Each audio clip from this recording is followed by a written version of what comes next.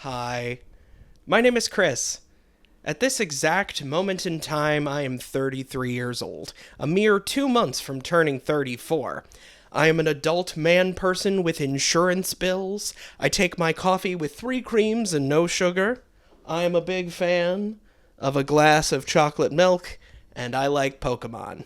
I've loved it ever since I was a child. I'm a grown-ass man. A childhood that included a moment in time when I was about 7 or 8 years old where I had a skateboard that had Pikachu on the deck. I never used it. I loved it, but I was terrified that if I did ever use it, I would go fast on it down a hill, wipe out, and die. Skate or die!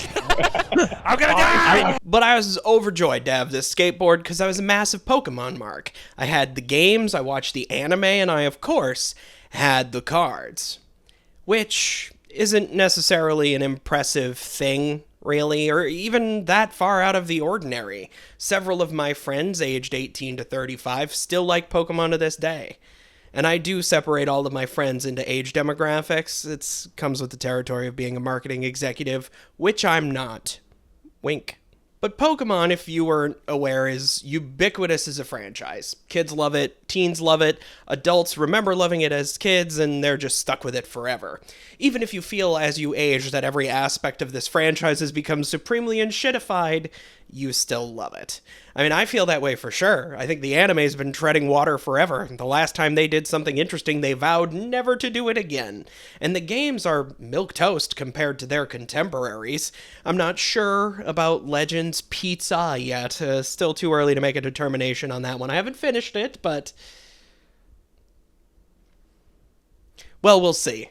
Now, the quality of these games can stagnate for years, but we'll dutifully buy the next installment. I mean, I'm not innocent. I've done it. Look, I've bought all these games that have released. And are there any fresh ideas in these games? No, not really. And it's pretty much the same game over and over with a new coat of paint and new restrictions on you getting all of your favorite Pokemon.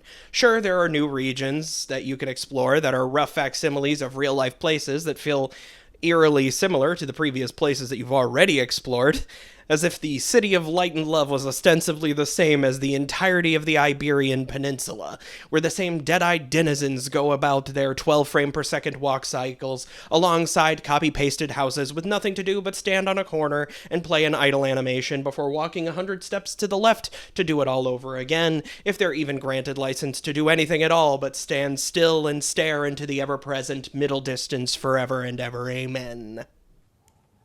It's a living. And I think I've just come to accept that, you know, the gameplay loop of Pokemon, it's simple, but it is inviting. And these games might not look amazing, graphically speaking, and perhaps the art style is a bit bland and washed out at this point, but who cares? I mean, they're releasing new games quickly enough. Maybe one day they will improve, and that's why you keep buying them, because you're hoping that they improve. I mean, you gotta think about it, right? Art assets take a long time to make, and even longer to make well, so I guess ultimately, I would rather just have 1 million new Pokemon games every year instead of waiting a few years for one good one. Man, I don't know what to think no more, man. Okay. Let me stop, because I'm gonna kill off all of the material that I'll definitely need to use for my eventual Legends ZA video where I complain that the game is okay at best and lament that this franchise never likes to innovate or improve. I'm here to talk about Pokemon cards. Oh, he's just sad because he lost a children's card game. Now, for a long time, I ignored Pokemon cards. Even when I collected the cards, I ignored the cards, and I've never played a match of the Pokemon trading card game in my life, and I don't intend to start. I don't know the rules or how a deck should be built or managed, nor do I particularly care. When I was a child, I just wanted the cards because getting new cards was very exciting to my jelly donut-addled little kid brain. I liked the artwork, I liked the holographics. A card's usefulness in a deck, that meant less than nothing to me. It means everything to me. As I got older, though, I realized just how much card games don't really interest me, or specifically trading card games, or any game where a good card can just be purchased is prima facie incredibly lame to me.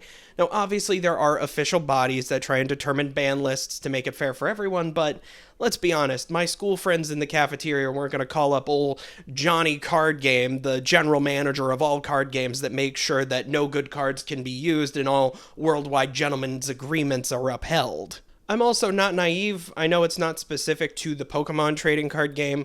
I played Yu-Gi-Oh! As well as a child, and I ran into the same sort of thing. Hell, I'm in a Yu-Gi-Oh! Progression series right now, and the act of playing the card game is the absolute worst part of the whole endeavor for me. I mean, everybody else is having fun, but I'm the heffalump in the corner that just wants all the duels to be over so I can go back to looking at the cards. I just think they're neat. And it's because of that mindset that a few years ago, I gave away a good chunk of all the trading cards I had to my younger cousins, figuring they were going to get more use out of them than me. And after giving them away, I did not once think about the Pokemon trading card game again, except for moments when a story would pop up about it, usually something like someone being shitty, scalping the cards, or that one with McDonald's having to deal with a bunch of fucking freaks that were trying to Happy Meal them out of house and home just so they could get Pokemon cards. I would read those stories, and I would feel morally superior for a moment or two for not being a weird little bitch about stupid shit like that, and then I would go back to forgetting about them entirely. That is at least until a couple of months ago. I happened to pick up a job working in the warehouse of a retail chain, and this particular retail chain sells Pokemon cards, and it introduced me to a whole new world of losers. The lowest of the low on the chain of barely serviceable humans. People who buy Pokemon cards solely as a business venture. Nothing fills me with more vitriol than these people. I mean, we're trying to unload trucks full of junk, and some bag of goo comes up asking for Pokemon cards, and their greedy little eyes light up, seeing every toten box, thinking it's full of Pokemon cards just for them, and they get actively angry when the system limits them to just one per person, so they bring their family and have them buy the cards too, so that they can get more to sell. And they would leave bad reviews for the store if we didn't have enough Pokemon cards for their liking. That is a thing that happened. A guy did that, and what a shitbag he was. And I genuinely hope, sir, that you're no longer with us, and however you went out was incredibly funny and embarrassing. How many elevator farts would it take to kill you? Another waste of organs who comes to mind when I think about this, he was there in the store with his, I hesitate to say friend or partner because undoubtedly one so low wouldn't have any, but the person he was with, and he said, "Oh, I hope we score big here because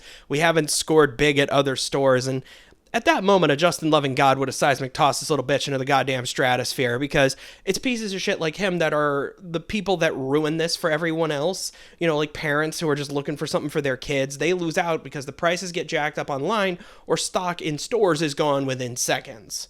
Where I worked, Yu-Gi-Oh cards, other types of trading cards, we had a bunch, always in stock. Pokemon disappears the second it comes off the truck. And it's gone. And we started telling these people, hey, listen, we're not going to be putting out Pokemon until after 5 p.m. And they would get there at 2:30, stand in the middle of an aisle, and wait. Now look, I've been in lines for stuff before. I've waited in long lines, embarrassingly long lines, for hours for things I did not need. I am not saying it's bad to be early in line for a thing you want, but I am saying it's bad to be in my way. Like if I say excuse me because I'm trying to put stuff away and you're glued to the spot in front of where I need to be, you don't then get to look at me like a dipshit and go, "Oh, am I in the way?" And then stay there when I tell you that you are. Fuck you, man. I hope you get a pack of all energy cards. Oh, that's not very nice. There's so much demand for these cards and so little stock. It's insane to me, but the companies who manufacture these cards don't care, because why would they? You not being able to buy your children, your friends, or yourself a pack of dumb cards for a birthday, Christmas, or just as a treat, it doesn't matter to them. Because they don't care that Johnny Scalper is buying up all the cards he can get his glubby little mitts on and then reselling them at a profit because, well, he's buying the cards. His plausible deniability says you can't pick your customers. But I've seen the stock shipments. It's all scarcity. They send a small amount of stuff they know there's going to be a high demand for. It being gone immediately inflates that demand even more. Regular folks think, oh, there must be something to this craze, and they want to get in on it. Then FOMO drives everyone crazy, and you end up with a company that's already profiting to the moon, profiting even more, because I'm not sure if you know this or if I've already said it, but Pokemon is insanely lucrative as an IP. Anything with Pikachu's dumb little mug on it is bound to sell. Even a skateboard to an inactive child whose only interaction with skateboarding was liking the song Gorilla Radio on Tony Hawk Pro Skater 2. Turn that shit up. But I'm not immune. Like I said, I'm a fan, and fan is spelled F-A-N, and those are the first 3 letters of fanatic. It just needs to be presented in the right way. Presentation! I saw this. I wanted this big ball so bad, my eyes lit up like Team Rocket getting electrocuted when I saw this thing. And I knew it had 3 packs of cards in it, but I didn't even care about that because I'm not interested in the stupid card game. I just wanted the ball. This is all I cared about, was this dumb little ball, so I bought the ball. But once I opened it up, I was like, you know what? I might as well open the packs. When in Rome, right? And opening up those packs of cards was like an Anton Ego moment for me. That shit brought me back nearly a quarter century to being a child opening up a pack of cards and not knowing which ones were going to be there. All right, so this is going to be... I didn't really think this through when I wrote the script because I specifically mentioned a few cards that I have in here, but I did not think about how I would execute the part where I talked about them, since I would want to show them, and I am holding this microphone. Suffice it to say, there are some Pokemon in here that I like, you know, like Scyther, and there's an Absol in here, and there's some with some cute art, like there's a Fuecoco one and Nickit. I got an EX in here. I don't know what that means. I don't care what that means. It's Bombardier. I don't give a shit about Bombardier, but I was like excited still because I was like, oh, that's something I recognize. And then I started to think to myself, you know what? I enjoyed going through these. You know, maybe if I do happen across a pack of these, I'll pick them up if they're out in the wild. And that's how they fucking get you. Since the moment I bought the goddamn ball, I have also bought, this is disgusting, 0 packs of Pokemon cards to go alongside it. Because they're not available anywhere, and I'm not going to spend $50 on a booster box. Are you crazy? It was the perfect ploy, Paw, if I happen upon them. I'll never happen upon them. Scalpers seeded that, those fucks. You need to understand, I'm not just a grouch. I'm kind of a grouch. Look, I like the idea of trading cards. Comparing cards with your friends and trading one you want for one they want, you know, card for card and not card for absurd levels of human currency. There's a wholesome naivete to that, and I wish it were how it worked. But instead, you buy the packs, you throw out the cards that aren't worth shit, and you sell all the others. They should change this to the Pokemon eBaying card game, or the Pokemon landfilling card game for all the good it does. Your mind is like this water, my friend. When it is agitated, it becomes difficult to see. But that is all I've got for this video. It was more of a rant than anything, but I hope you enjoyed it all the same, and if you did, good, because that was the point.